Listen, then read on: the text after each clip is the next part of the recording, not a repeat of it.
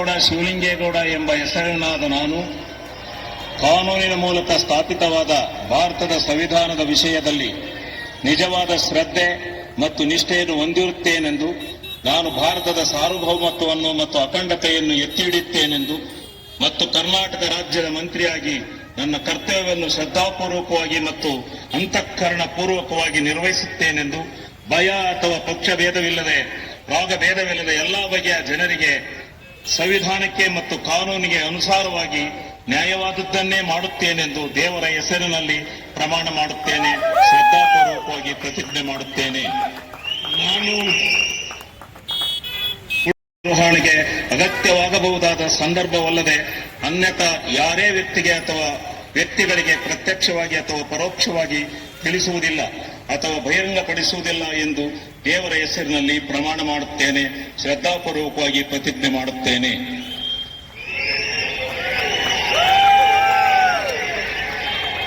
ಇದು ಶಿವಲಿಂಗೇಗೌಡರು ಬಹಳ ಹೋರಾಟದಿಂದ ಬಂದಿರುವಂತವರು. ಶಿವಲಿಂಗೇಗೌಡರು ಜೊತೆಗೆ ಅಂದ್ರೆ ಅವರು ಸದನದಲ್ಲಿ ಮಾತಾಡುವಂತ ರೀತಿ ಇದೆಯಲ್ಲ, ತುಂಬಾ ಚೆನ್ನಾಗಿರುತ್ತೆ. ಯಾಕಂದ್ರೆ ಹಳ್ಳಿಯ ಸೊಗಡು ಅವರ ಭಾಷೆಯಲ್ಲಿ ತುಂಬಾ ಚೆನ್ನಾಗಿ ಕಾಣುತ್ತೆ. ಒಂದೊಂದ್ಸರಿ ಇದೇ ಸೊಗಡು ದಾರಿ ತಪ್ಪಿದ್ದು ಬಳಕೆಯಲ್ಲಿ ಕ್ಷಮೆ ಕೇಳಿದ್ದು ಕೂಡ ಇದೆ. ಸೊ ಜಿಲ್ಲಾ ಪಂಚಾಯತ್ ಚುನಾವಣೆಯಿಂದ ಶುರುವಾಗಿರುವುದು 1994ರಲ್ಲಿ. ಅಲ್ಲಿಂದ ಈ ಗಂಡಸಿನಲ್ಲಿ ಅವರು 2004ರಲ್ಲಿ ಅದೃಷ್ಟ ಪರೀಕ್ಷೆಗಳಿದ್ರು. ಆದ್ರೆ ಗಂಡಸಿ ಶಿವರಾಮ್ ಎದುರುಗಡೆಯವರು ಬಹಳ ಅಲ್ಪ ಮತದಿಂದ ಸೋತರು. ಸೊ ಅಲ್ಲಿಂದ ಮತ್ತೆ ಛಲ ಬಿಡದ ತ್ರಿವಿಕ್ರಮನ್ ತರ ಮತ್ತೇನಂದ್ರೆ ಈ ಕ್ಷೇತ್ರ ಪುನರ್ಗಣನೆ ಆಯ್ತಲ್ಲ, ಆವಾಗ ಅವರು ಅರಸೀಕೆರೆಗೆ ಬಂದ್ರು. ಅರಸೀಕೆರೆಗೆ ಬಂದು ನಿರಂತರವಾಗಿ ಗೆಲ್ತಾ ಇದ್ದಾರೆ. ರೆಹಮಾನ್, ಒಂದು ಸಂಗತಿ ಏನಂದ್ರೆ ಅರಸೀಕೆರೆನಲ್ಲಿ ಈ ಒಕ್ಕಲಿಗರ ಮತಗಳಿಗಿಂತ ಜಾಸ್ತಿ ಲಿಂಗಾಯತ ಮತಗಳಿವೆ. ಸೊ ಅದು ಒಂಥರ ಬಹಳ ವಿಭಿನ್ನವಾಗಿರುವಂತಹ ಕ್ಷೇತ್ರ. ಆದ್ರೆ ಈ ವ್ಯಕ್ತಿ ಎಲ್ಲರ ಮನಸ್ಸನ್ನು ಗೆದ್ದಿದ್ದಾರೆ. ಕಳೆದ ಬಾರಿ ಕೂಡ ಗೆಲ್ತಾರೋ ಇಲ್ಲೋ ಅನ್ನೋದಿತ್ತು. ಪ್ರತಿ ಬಾರಿ ಅಂತ ಚರ್ಚೆ ಬರುತ್ತೆ, ಪ್ರತಿ ಬಾರಿ ಕೂಡ ಗೆಲ್ತಾರೆ. ಈ ಇವ್ರದೊಂದು ವಿಶೇಷತೆ ಏನು ಅಂತಂದ್ರೆ, ಮಾತನಾಡುವಂತ ಬರದಲ್ಲಿ ಈ ಸ್ವಪಕ್ಷೀಯರನ್ನು ಕೂಡ ಲೆಫ್ಟ್ ಹ್ಯಾಂಡ್ ರೈಟ್ ತಗೊಂಡ್ತಾರೆ. ಹಿಂದೆ ರೇವಣ್ಣ ಅವರಿಗೆ ಲೆಫ್ಟ್ ಹ್ಯಾಂಡ್ ರೈಟ್ ತಗೊಂಡಿದ್ದಿದೆ. ಈ ಕಡೆ ಇಲ್ಲಿ ಕಾಂಗ್ರೆಸ್ ಸರ್ಕಾರದಲ್ಲಿ ಬೇರೆ ಬೇರೆ ಮಂತ್ರಿಗಳಿಗೆ ಲೆಫ್ಟ್ ಹ್ಯಾಂಡ್ ರೈಟ್ ತಗೊಂಡಿದ್ದಿದೆ. ಸೊ ಈ ರೀತಿ ಕೆಲಸ ಏನಾದ್ರು ಆಗ್ಬೇಕು ಅಂದ್ರೆ ಆಗ ತನಕ ಬಿಡಲ್ಲ ಕೆ.ಎಂ. ಶಿವಲಿಂಗೇಗೌಡ. ಸೊ ಬಹಳ ಈ ಪಕ್ಕಾ ಹಳ್ಳಿ ಸೊಗಡಿನ ನಾಯಕ ಇವರು ಶಿವಲಿಂಗೇಗೌಡರು. 4 ಬಾರಿ ಗೆದ್ದಿರುವಂತವರು.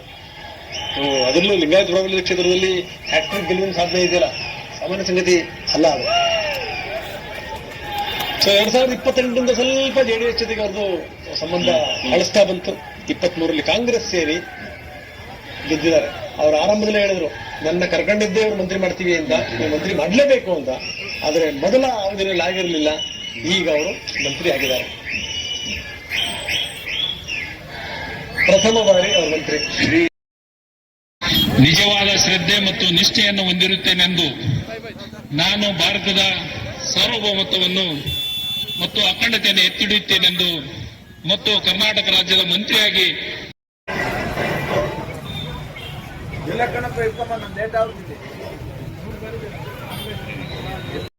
ಸಚಿವರಾಗಿ ಕಾರ್ಯನಿರ್ವಹಿಸಿದರು. ನೋಡಿ, ಅಜಯ್ ಸಿಂಗ್ ಏನು ಡ್ಯೂಟಿ ಅಂತಂದ್ರೆ, ತುಂಬಾ ಇವರ ವೋಟರ್ಸ್ ಬಹಳ ಕಡಿಮೆ, ಬೆಳವಣಿಗೆ ಹಂತದಲ್ಲಿ ಅಂತ ಹಿನ್ನೆಲೆಯಿಂದ ಬಿಟ್ಟರು. ಖರ್ಗೆ ಅವರು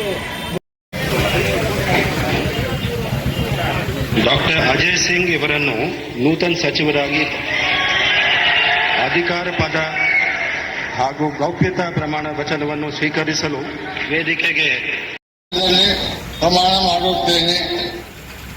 ನಾನು ರುದ್ರಪ್ಪ ಮಾನಪ್ಪ ಲಮಾಣೆ ಎಂಬ ಹೆಸರಿನ ನಾನು ಕರ್ನಾಟಕ ರಾಜ್ಯದ ಮಂತ್ರಿಯಾಗಿ ನನ್ನ ಪರ್ಯಾಲೋಚನೆಗೆ ತರಲಾಗುವ ಅಥವಾ ನನಗೆ ತಿಳಿದು ಬರುವ ಯಾವುದೇ ವಿಷಯವನ್ನು ರಾಜ್ಯದ ಮಂತ್ರಿಯಾಗಿ ನನ್ನ ಕರ್ತವ್ಯಗಳ ಯುಕ್ತ ನಿರ್ವಹಣೆಗೆ ಅಗತ್ಯವಾಗಬಹುದಾದ ಸಂದರ್ಭದಲ್ಲದೆ ಅನ್ಯಥಾ ಯಾರೇ ವ್ಯಕ್ತಿಗೆ ಅಥವಾ ವ್ಯಕ್ತಿಗಳಿಗೆ ಪ್ರತ್ಯಕ್ಷವಾಗಿ ಅಥವಾ ಪರೋಕ್ಷವಾಗಿ ತಿಳಿಸುವುದಿಲ್ಲ ಅಥವಾ ಬಹಿರಂಗಪಡಿಸುವುದಿಲ್ಲ ಎಂದು ದೇವರ ಹೆಸರಿನಲ್ಲಿ ಪ್ರಮಾಣ ಮಾಡುತ್ತೇನೆ. ಅವರು ಮಂತ್ರಿ ಆಗ್ತಾ ಇದ್ದಾರೆ. ಮೊದಲು ಸಿದ್ದರಾಮಯ್ಯವರ ಸಂಪುಟದಲ್ಲಿ, ಈಗ ಮುಖ್ಯಮಂತ್ರಿ ಡಿ.ಕೆ. ಶಿವಕುಮಾರ್ ಅವರ ಸಂಪುಟದಲ್ಲಿ ಸಚಿವರು ರುದ್ರಪ್ಪ ಲಮಾಣಿ.